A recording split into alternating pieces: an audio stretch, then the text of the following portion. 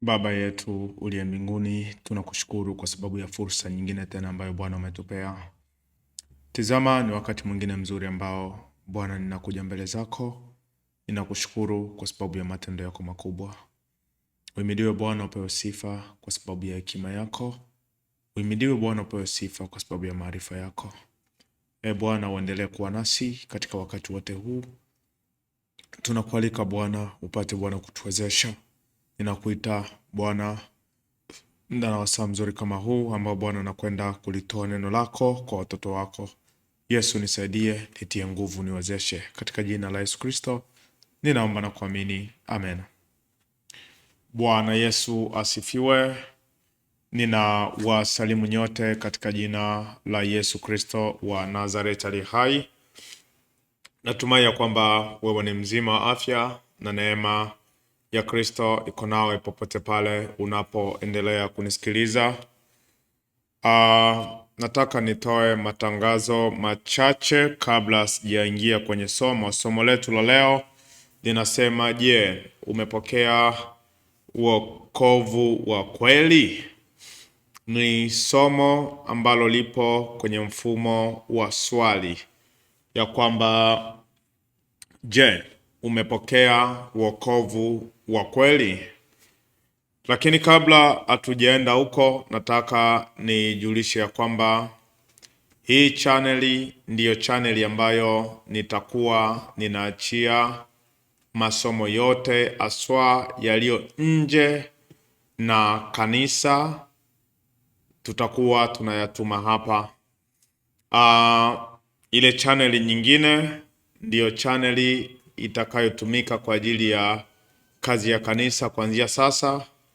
Hivyo nitaomba sana wale ambao kwa namna moja ama nyingine mnaona kuguswa kwa mafundisho ambayo tunakuwa tunayatoa kila wakati Mungu anapotupea neema, tunaomba tu kwamba muiabone na hii channel kwa maana ya kuisubscribe, na muweze pia kuishare kwa watu wengine ambao kwa namna moja ama nyingine mnaweza mkaona umaana wa kufanya hivyo.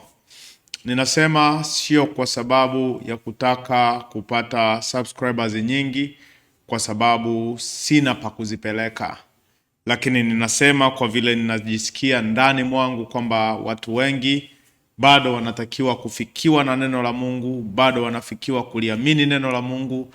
Kwa hiyo nina uhakika ya kwamba tutaendelea kushikana mkono na bado channel hii itafanya vizuri kama ile moja ilivyofanya vizuri, ambao sasa hivi inafanya kazi kwa ajili ya kanisa.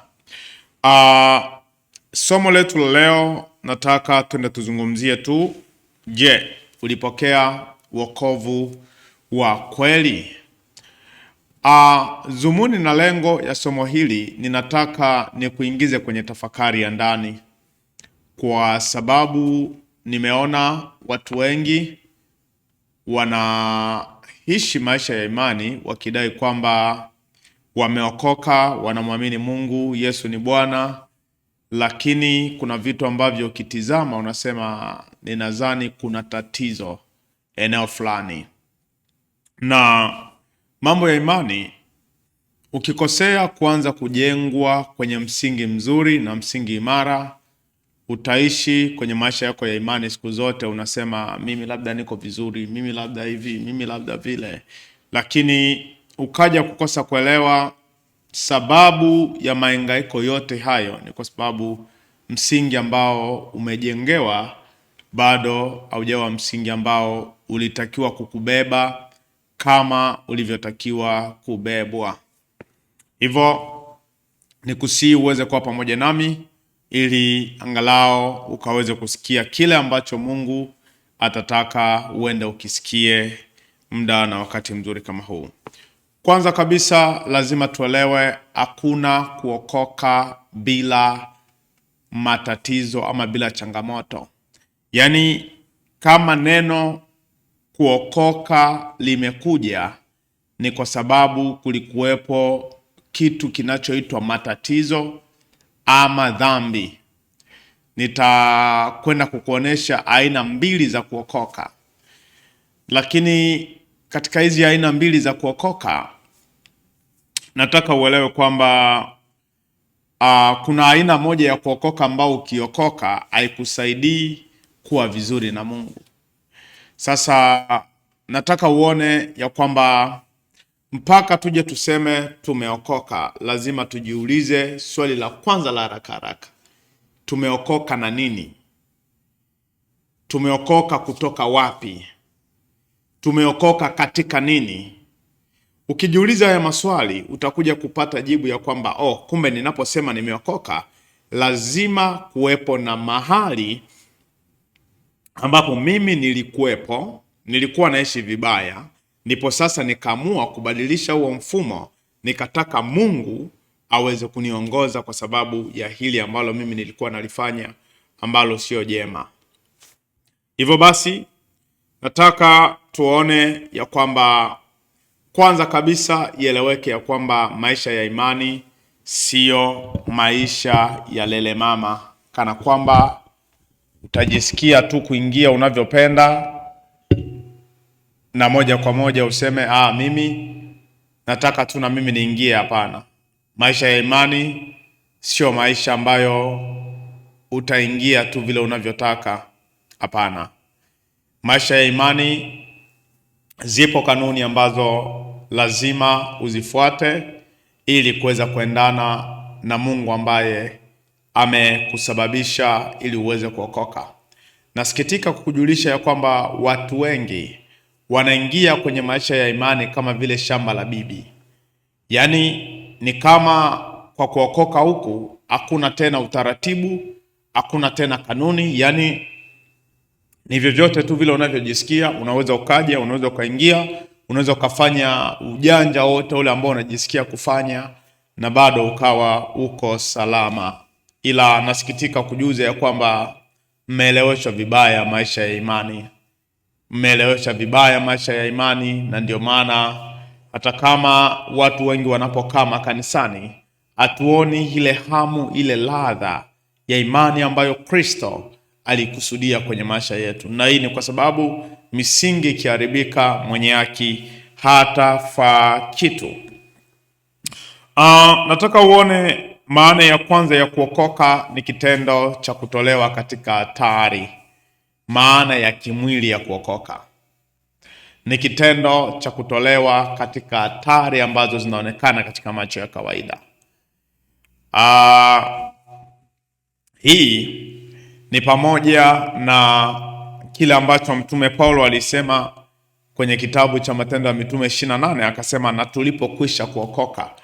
Yaani hali ngumu ambazo walikutana nazo baharini, ambazo zilikuwa zimehatarisha maisha yao, ila walipokwisha kuokoka, yaani walipokwisha kutoka kwenye ile hatari. Kwa hiyo aina ya kwanza ya wokovu ambao tunajaribu hapa kuiona ni wokovu ambao ni wa vitu vya kimwili. Na hii aina ya wokovu ndio wengi ambao waga wanatutishia nayo kudai kwamba wameshaokoka. Nataka nikwambia kwamba unaweza ukaokoka kwenye ajali kama mimi nilivyookoka kwenye ajali, lakini bado sijaokoka wokovu wa kumpendeza Mungu. Ninaweza nikaokoka katika sumu, naweza nikaokoka katika magonjwa. Kuokoka lugha nyingine ni kupona, kama Paulo aliokolewa kutoka katika gerezani na malaika wa Bwana. Unaweza ukaokoka wokovu huu lakini ukashindwa kuokoka. Nataka nianze kusoma andiko hili leo. Nimetaka tukuje angalau hata kufungua channel hii kwa title hii. Ngoja nianze hapa kwenye Matendo ya Mitume, ambapo nimesema Matendo ya Mitume sura yake, Matendo ya Mitume sura yake ni ya 28 na mstari wake wa kwanza. Tulipokwisha kuokoka ndipo tulipojua ya kuwa kisiwa kile chaitwa Melita. Paulo anajaribu kusimulia. Ukitaka kupata picha vizuri, rudi kwenye Matendo ya Mitume 27. Utaona jinsi ambavyo walipitia shida ya aina kadha wa kadha za upepo, ukiwemo upepo ambao unaitwa Wakusi na upepo wa Irakole. Ni aina fulani za upepo ambazo ziliwasumbua wakati walipokuwa wakisafiri, lakini walipokwisha kuokoka, Paulo anasema kwamba ndipo walipojua kwamba kisiwa kile kiliitwa Melita. Yaani anajaribu kuonesha wokovu wa namna ya mwili ambao waliupata. Sasa Ibrania anatuambia jambo moja hapa kubwa kidogo. Kitabu cha Ibrania sura yake ni ya 11 na mstari wake wa 33 na 34. Maandiko yanasema hivi. Ibrania 11:33-34, ambapo kwa imani, ngoja nianze hapa.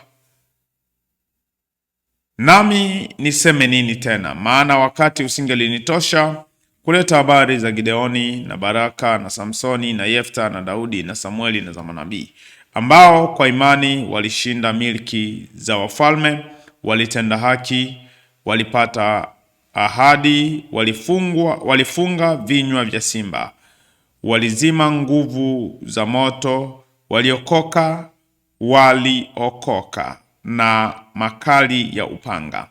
Waliokoka na makali ya upanga, walipona na makali ya upanga, waliepuka na makali ya upanga. Kwa hiyo kitu hapa ambacho nataka uone ni kwamba neno kuokoka alijatumika tu kwa maana ya kiroho, ni pamoja na Mungu kutuepushia mabalaa ambayo yanaweza yakatukuta katika maisha yetu haya ya kawaida, ikiwemo hii ambayo tumeweza kuisoma hapa. Kwa hiyo kwa maana ya kwanza ya kuokoka ni kitendo cha kuondolewa katika hatari za kimwili, hatari za kawaida ambazo unapita huko na huko, unapita ajali, Mungu anakuokoa. Unapita ajali, Mungu anakuponya. Mungu anakuokoa na magonjwa, Mungu anakuokoa na balaa za ukoo, Mungu anakuokoa na changamoto. Ulikuwa umebananishwa mahali, ulikuwa labda unapangiliwa labda kuuawa, Mungu anakuokoa. Nataka uone ya kwamba kuna wokovu fulani ambao Mungu anakuokoa ili ufikie wokovu. Na wokovu wa pili kwa maana ya kiroho ni kile kitendo sasa cha mtu kuamini nafsini mwake na kuyatoa maisha yake kwa ajili ya Mungu. Nataka unielewe jambo moja hapa, mtu wa Mungu, ya kwamba huku kuokoka ambapo najaribu kukusema hapa ni kitendo cha wewe sasa, baada ya kumwona Mungu kwamba amekusaidia, amekuwa faraja kwenye maisha yako, amekuwa ni chanzo cha wewe kuanza upya, ndipo sasa unaamua kumkiri ndani mwako. Kwa hiyo unaamua kumkiri na kumpa maisha yako. Yaani kuokoka ni kitendo cha kuamini kwa udhabiti kutoka ndani ya moyo na kukiri kwamba Yesu ndiye Mwokozi. Kwa hiyo nataka uone kwamba kumbe unaweza ukaokoka wokovu wa kuokolewa na ajali, wokovu wa kuokolewa na sumu, wokovu wa kuokolewa kwenye mto ama kuokolewa kwenye hatari yoyote, na ukakosa kuwa na wokovu huu wa kumwamini Yesu moyoni mwako. Ndio maana tunaweza tukaona watu wengi ambao wanadai, mimi Mungu aliniponya kwenye ajali ya moto, mimi Mungu aliniponya kwenye nyumba yetu iliungua, mimi Mungu aliniponya kwenye ajali, mimi Mungu alinifanya hivi. Ndugu, unaweza ukaokolewa hata kutoka walikuwa wameshakuwekea upanga hapa, lakini ukakosa kuokoka hata baada ya kuokoka. Ni neema ya Mungu ambayo inatufanya sisi kuokoka baada ya Mungu kutuokoa dhidi ya madhira ambayo yangetukuta katika namna ya mwili. Kwa mimi niseme nini? Niseme ya kwamba ifike mahali, tafuta sasa wokovu huu ambao utajenga vizuri uhusiano wako wa wewe na Mungu. Wokovu ambao utakufanya umsogelee Mungu. Maandiko yanasema kwamba hakuna wokovu katika mwingine awaye yote ila katika tu jina la Yesu pekee. Bwana asifiwe sana. Matendo ya Mitume sura yake ya 4 mstari wa 2. wala hakuna wokovu katika mwingine awaye yote, kwa maana hapana jina lingine chini ya mbingu walilopewa wanadamu liwapasalo kuokolewa kwalo. Kwa hiyo sisi kuokoka kwetu kule ambako tunaepukana na hatia ya dhambi ni wokovu ambao unakuja unasababishwa na watu kuanza sasa kuishi kile ambacho Mungu Roho Mtakatifu aliwataka waweze kuishi. Kwa hiyo ifike mahali ukajitizame kwenye picha kubwa, na usiwe mtu tu. Unajua kuna watu ambao wanatutishia ushuhuda, mimi niliokolewa hivi, mimi hapana. Atuangalie uliacha ulevi, maana hata Waislamu wapo ambao waliacha ulevi, maana hata wapagani, kuna wazungu hawanywaji pombe kabisa, kuna wazungu hawazini kabisa. Lakini kuto kufanya kidhambi chochote hapa duniani ama chochote ambacho kinazaniwa kwamba ni dhambi haina maana kwamba ndo umeokoka.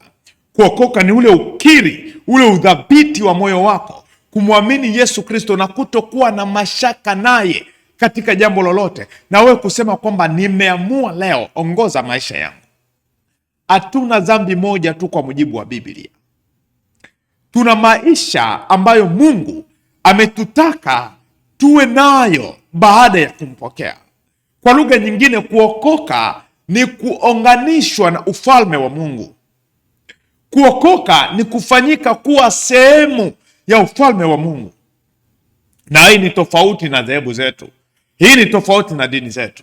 Kwa swali moja ambalo ujiulize, sawa uliacha uzinzi, sawa uliacha ulevi, sawa uliacha kunawia, sawa uliacha kusuka, sawa uliacha kujichua, sawa uliacha kuzini, sawa uliacha kiburi, lakini je, umeokoka?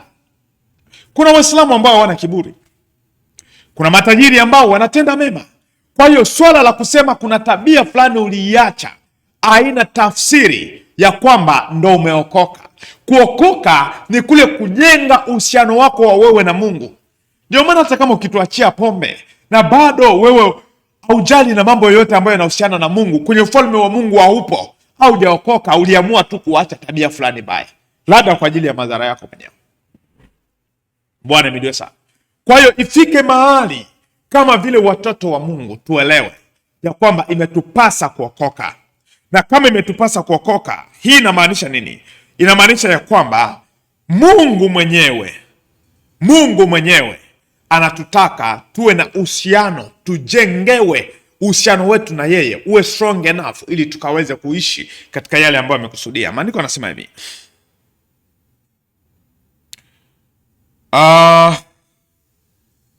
Katika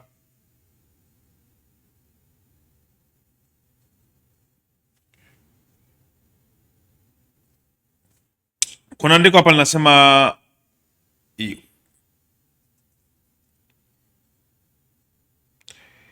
maana Yesu Kristo mwana wa Mungu aliye hai ni jina pekee alilopewa na Mungu, na kwa kuamini katika jina hili sisi tumeokolewa.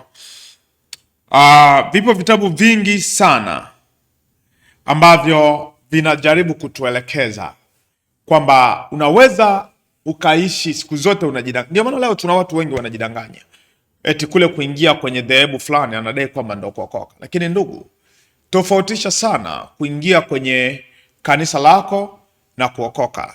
Ni mambo mawili ambayo yako mbali. Tutakujua kwamba umeokoka namna ambavyo umebuild uhusiano wako wewe na Mungu. Na hili jambo wagas ni jambo private, lakini matunda yake yanaonekanaga wazi. Ukiwa na uhusiano mzuri na Mungu, sisi tutaona maisha yako, tutaona njia zako, tutaona vyote ambavyo unavyoishi, na tutajua mtu huyu amewekeza sana kwenye kujenga uhusiano wake wa yeye na Mungu. Kwa hiyo leo nimeona nikuletee tato hiyo fupi ya kukutafakarisha. Nitakujia na maelezo mengine kwenye somo hili wakati mwingine. Leo nimetaka nije nikujulishe kwamba channel hii ndio channel ambayo nitakuwa ninaachia masomo, na endeleeni kusapoti. Mmekuwa nami tangu tulipoanza miaka hiyo ya 2019. Mungu amekuwa akitembea na sisi. Kuna watu ambao wamempokea Yesu Kristo na vijana wangu karibia 70 na kitu kote Marekani ambao walimpokea Yesu kupitia injili ambazo tunahubiri mitandaoni. Kwa hiyo endelea kusubscribe ili wengine wakakutane pia na injili. Tunataka tuanze sasa kuangusha manyundo mazito mazito, kwa sababu tunaona dhambi zinaendelea kushamiri. Hatutakubali, kwa sababu vijana wengi wanakufa mapema kwa sababu ya dhambi. Hatutakubali. Alimadamu bado tunaishi, tutaendelea kuambia watu waokoke, watu wamwamini Yesu, watu wajenge uhusiano wao na Yesu ambao hautatikiswa kwa chochote. Unajua kuokoka kwa siku za leo huku, kuna watu wanaojiunga na dini wanadai kwamba wameokoka. Kuna watu ambao wamerisishwa wokovu. Sisi ni wa hivi. Unaporisishwa wokovu, unaingia huko sio kwa sababu ya uelewa. Unaingia huko kwa sababu ni kitu cha mwenu. Kuna wengine wale ambao undugu una nguvu. Yaani anasema kanisa ya baba yangu, kanisa ya kaka yangu, kanisa. Mimi ndio maana mimi nasemaga hata kama ni mama yangu mzazi, ukiona ninachokifundisha akikusaidii kwenye maisha yako ya kwenda mbinguni, tafuta mahali utakapojengwa, ili mimi lengo langu nataka twende tukutane sisi wote heaven siku moja. Kwa hiyo kuna ule mwingine, kuna ile nyingine aina ya wokovu ile ya mtu anajiamulia, mimi leo naanza kuingia kanisani kuanzia leo. Lakini mtu siku umeokoka, unaisaulikaje? Kwa mfano hivi siku ambao umeoa uoga unaisahau. Aya, siku ya birthday yako mbona unakumbuka? Siku yoyote ambao tukio lolote special iliwahi kutokea, mimi nina uhakika uoga inakumbukwa. Kwa nini usahau siku ambayo umeokoka? Kama haukumbuki siku uliyookoka, nina mashaka sana na wokovu wako. Ujiangalie mara mbili. Labda ulianza tu kuingia huko. Siku uliyookoka ni siku uliyofanya maagano na mbingu, ukapewa taarifa za namna gani unavyotakiwa kuishi. Roho Mtakatifu akaponda moyo wako mpaka ukasikia maumivu, ukasarenda, ukasema mimi nimeamua kuanzia leo. Mimi nimeishia hapo. Ngoja niombe Mungu kwa ajili yako. Ni katika jina la Yesu Kristo wa Nazareti ali hai, ninakushukuru Mungu muumba mbingu na nchi pasipokuwa na nguzo. Na kushukuru kwa ajili ya neema yako ya wokovu ambayo Bwana umenisaidia na unaendelea kunifanya niishi katika hiyo. Nijalie Bwana, ukanisaidia, ukanitunze. Watoto wako Bwana ambao wamekuwepo hapa wanasikiliza maneno yako, Bwana watie nguvu, wawezeshe katika hali zote, katika jina la Yesu Kristo wa Nazareti ali hai. Bwana wapiganie, wawezeshe, waongoze katika njia zako za utakatifu, wakakujue wewe Mungu wa pekee na Yesu Kristo uliyemtuma, wakakuamini wewe, ili siku moja wakaurithi wa uzima wa milele. Katika jina la Yesu Kristo ninaomba na kuamini, amen. Hongera kwa kunisikiliza. Nitumie fursa hii kutoa tangazo fupi ya kwamba siku ya Ijumaa, Jumamosi, tutakuwa na ibada ya mfungo wa siku 2.5 kama 3, ambapo tutakuwa hapa kwa ajili ya kuombea mahitaji mbalimbali. Lakini pia wiki hii tutaanza rasmi somo linalosema uumbaji. Tunataka tujue maana ya uumbaji, uumbaji ulifanyikaje, kwa sababu ni vitu ambavyo wao vinatia aibu. Unakuta mtu ameokoka, anajidai kwamba ameokoka, lakini hata ajui eti kwa siku ya kwanza Mungu aliumba nini. Kwa hiyo tunatamani tuanze huko, tukaanze kujenga msingi, na baadaye somo la pili baada ya uumbaji tutakuja somo la anguko. Baada ya somo la anguko tutakuja kwa somo la neema. Basi tutaendelea kushuka taratibu hivyo. Tunataka tujenge msingi fulani ambao utakaoweza kutusaidia ili twende sawa sawa na mapenzi ya Mungu. Mungu awabariki, Mungu azidi kuwatia nguvu. Ni sauti ya mtu aliyetoka nyikani anapolia, anasema, itengenezeni nyikani njia ya Bwana, nasi tuyanyoshe mapito yake. Amen.